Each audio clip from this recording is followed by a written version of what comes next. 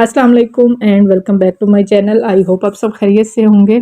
कल हम अपने एक रिश्तेदार के घर गए थे, तो वहाँ पर मुझे एक उनकी नेबर से बच्ची मिली जो सिलाई का काम करती थी, और उसने अपने सिलाई को काम को बिजनेस कैसे बनाया हुआ था वो आइडिया मैं आज आप लोगों के साथ शेयर करूँगी।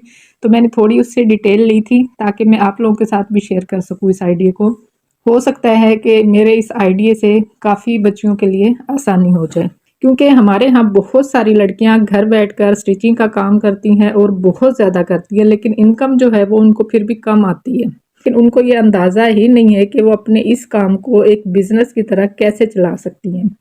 वो बस सूट लेती जाती हैं, फिटिंग करती जाती हैं, मोहल्ले की आंटियों के सीती रहती है और इतनी मेहनत करती है, और इनको पता है औरतें बहुत कम दे के जाती हैं पैसे फिर। तो आजकल आपको पता है कि हर चीज़ की महंगाई हो गई है, तो अपने इस स्किल को आप घर बैठकर एज अ बिजनेस कैसे कामयाबी से चला सकती हैं, वो आज आप मेरी वीडियो गौर से देखें, और उसके ऊपर कुछ स्टेप भी अगर आपने फॉलो कर लिए तो आजकल आपको पता है सोशल मीडिया का ज़माना है, तो ग्रो करने में ज़्यादा टाइम नहीं लगता है। सबसे पहली बात यह है कि अगर आपके पास पुराने कस्टमर्स हैं जो बार बार आपसे सिलाई करवाते हैं और सालों से करवाते आ रहे हैं, तो ये आपका सबसे बड़ा प्लस पॉइंट है। नए ग्राहक आते हैं चले जाते हैं, मगर जो आपका पुराना ग्राहक होता है वो हमेशा आपके साथ जुड़ा रहता है। वही आपके बिजनेस की पहचान होता है। जैसे मेरे पास सिर्फ 3 कस्टमर हैं, क्योंकि मेरे पास इतना टाइम नहीं होता है बहुत ज़्यादा कपड़े स्टिच करने का, तो वो बस मेरी फैमिली फ्रेंड्स हैं। सिर्फ मैं उनके स्टिच करती हूँ, उनके अलावा मैं किसी के भी नहीं करती हूँ। तो ऐसे कस्टमर हमेशा आपका साथ देते हैं, मुश्किल वक्त में भी आपके साथ होते हैं। तो ऐसे जो कस्टमर्स होते हैं उनकी कदर करें। अच्छा, अब मैं आप लोगों के साथ शेयर करूंगी कि आप लोग कैसे अपनी स्किल को एज अ बिजनेस चला सकते हैं। जो उस बच्ची ने जो मुझे आइडिया दिया है वो मैं आज आप लोगों के साथ शेयर करूंगी, और आप यकीन करें इतना कामयाबी से चल रहा है उसका बिजनेस। वो कहती है कि मुझे किसी जॉब की भी ज़रूरत नहीं है, मैं अपने घर का खर्चा इजीली चला सकती हूँ। सबसे पहले उसने क्या किया हुआ कि अपने पेजेस बनाए हुए हैं टिकटॉक पर, फेसबुक पर और इंस्टाग्राम पर। अपनी जो सिली हुई ड्रेसेस होती है वो खूबसूरत तस्वीर बनाकर अपलोड करती है। आप लोग भी इसी तरह जो भी आप कपड़े स्टिच करते हैं उसको अपलोड करें, कि जो पुराने कस्टमर्स हैं, जैसे हर इंसान के होते हैं, आपके भी यकीनन होंगे, उनसे आप रिव्यूज़ लें, उनके जो रिव्यूज़ हैं उनको वहाँ पे शेयर करें। इसी तरह वीडियो बनाकर बताएं कि आप कैसे ड्रेसेस तैयार करती हैं, वो थोड़ा सा एक प्रोफेशनल लुक लगता है। और इससे आपके पास मकामी जो आपके आसपास के लोग हैं उनके अलावा जो ऑनलाइन कस्टमर्स हैं वो आएंगे, क्योंकि उस बच्ची के पास भी इसी तरह वो कहती कि मैं नेबर्स वगैरह के नहीं सीती हूँ, मेरे पास जितने भी कस्टमर्स हैं वो ऑनलाइन हैं, या वो कस्टमर्स हैं जो हॉस्टल्स में टीचर्स रहती हैं, या टीचर्स हैं, या वर्किंग वुमेन्स हैं। ऐसे कस्टमर्स मैंने रखे हुए हैं जो मुझे इजीली मेरी स्किल के हिसाब से पे कर सके। अगर आप चाहते हैं कि आपके कस्टमर्स हॉस्टल्स वाले हों, बच्चियां हों, चाहे टीचर्स हों या कोई भी वर्किंग लेडी हो, तो आपके करीब जो भी हॉस्टल्स हैं, स्कूल हैं, वहाँ पर आप अपना बैनर लगवा के या पम्फलेट छपवा के वहाँ पर पेस्ट कर दें और अपना कॉन्टैक्ट नंबर दे दें, ताकि लोग आपसे खुद रब्ता कर सकें। तो आप लोग भी ये तरीका अपना सकती हैं। दूसरा उसने क्या किया हुआ जो मुझे बड़ी अच्छी चीज़ लगी थी, कि जो जैसे आपके पुराने कस्टमर्स होते हैं उसको जो है उसने 5% डिस्काउंट दिया हुआ था। जो नए आने वाले कस्टमर्स होते हैं उनको वो 10% डिस्काउंट देती है। इसी तरह अगर वो आपसे 3 सूट अगर वो स्टिच करवाते हैं तो आप उनको एक दुपट्टा फ्री में पैकेज के तौर पे स्टाइल करके भी दे सकती हैं। इस तरह के पैकेजेस उस बच्ची ने लगाए हुए थे, तो वो कहती है कि फिर कस्टमर्स भी खुश हो जाते हैं, इस तरीके से उनके पास नए कस्टमर्स भी आ जाते हैं। अच्छा, साथ में उसने एक और चीज़ ऐड की हुई थी कि जैसे आपके घर में अगर किसी को कम सिलाई आती है, आपकी अम्मी है, भाभी है, दूसरी बहन है, और आप अच्छी स्टिच कर लेती हैं, तो आप अच्छे जो स्टिचिंग वाले कपड़े हैं वो स्टिच करें। उसने अपने बिजनेस को थोड़ा ग्रो करने के लिए एक और ट्रिक उसने लगाई हुई थी। बहुत सी ऐसी खवातीन होती हैं जिनके पास पुराने कपड़े होते हैं या उनकी फिटिंग ख़राब हो जाती है, क्योंकि वक्त के साथ साथ औरत की फिजिक चेंज होती रहती है, तो इस वजह से बाज़ औक़ात बहुत महंगे महंगे कपड़े भी आपको फिट नहीं आते हैं। तो उसने रीस्टाइलिंग की या ऑल्टरनेशन की सर्विस भी दी हुई थी।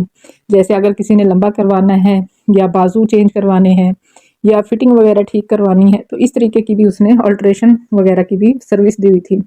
इस तरह पुराने सूट को नए सूट में डिज़ाइन करना, ये सर्विस जो है वो हमेशा डिमांड में रहती है, क्योंकि फिजिक आपकी चेंज होती रहती है। इतने महंगे महंगे ड्रेसेस पड़े होते हैं, तो हमारे पास ये कोशिश होती है कि उनको किसी तरह रिसाइकिल कर लें। अच्छा, नेक्स्ट जो चीज़ थी, जैसे सर्दियाँ आप शुरू हैं, तो उसने डिज़ाइंस जो हैं वो प्रिंट्स हो गए, कपड़ा हो गया। बाज़ लोग ऐसे होते हैं कि वो प्रिंट उसने अच्छे अच्छे लगाए होते हैं कि आप ये कपड़ा भी चूज़ कर सकते हैं और इसकी स्टिचिंग भी साथ में करवा सकते हैं। तो इस तरीके से उसने मखसूस कलर्स और कपड़ा जो है वो रखा हुआ था, और उनकी पिक्चर्स जो है वो कहती है मैं सीज़न के हिसाब से डिज़ाइंस और पिक्चर्स जो है वो अपनी रील्स जो है वो अपलोड करती रहती हूँ, ताकि लोगों को पता हो कि सर्दियों में किस तरीके के डिज़ाइन नए नए मार्केट में आए हुए हैं या कौन सा स्टफ़ आया हुआ है। कुछ लोग जो नहीं खरीद सकते हैं उनका कपड़ा भी वो खुद खरीदती है, और फिर जो डिज़ाइंस वगैरह है वो रील्स वगैरह उसने अपलोड की होती है सीजन्स के हिसाब से। ये काम आप भी कर सकते हैं। एक और पॉइंट मैं आप लोगों के साथ शेयर करूंगी, क्वालिटी पर ध्यान दें, क्वांटिटी पर नहीं। ज़्यादा सूट सीने से बेहतर है कि कम सूट सिए लेकिन बेहतरीन क्वालिटी दें लोगों को। जब आप अच्छी क्वालिटी का काम देंगी तो आप ज़्यादा पैसे भी ले सकती है और ग्राहक भी खुश हो जाएगा, क्योंकि अगर आप काम अच्छा देंगी तो लोग आपको मुंह मांगे पैसे देते हैं। आप अपने काम को सिर्फ पैसे कमाने का जरिया ना समझें, ये सोचें कि ये आपका फन है, आपका हुनर है, और हर हफ्ते इसमें फैशन के हिसाब से बेहतरी लाने की कोशिश हमेशा करते रहे, क्योंकि फैशन चेंज होते रहते हैं। उन कुछ लोगों को सिर्फ बड़ों की सिलाई आती है, कुछ बच्चियों को सिर्फ बच्चों के कपड़े सीना अच्छा लगता है, कुछ को फैंसी ड्रेसेस सीना अच्छा लगता है। तो कोशिश करें जिस चीज़ में आप परफेक्ट हैं सिर्फ उसी काम को आगे बढ़ाएं। ये नहीं कि सारा कुछ आपने सीखना है।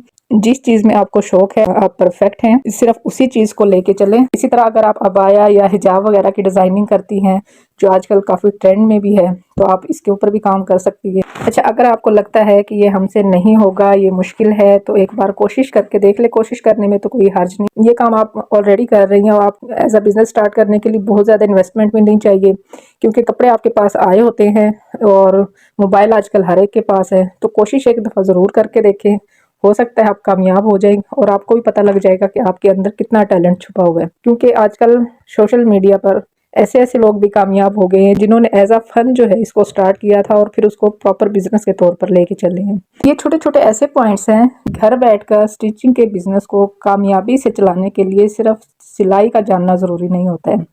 आजकल के दौर में इसको समझदारी से एक प्लानिंग के तहत और थोड़ी सी मार्केटिंग के तहत आप अपने स्किल को एक बिजनेस के तौर पर भी लेकर जा सकती हैं।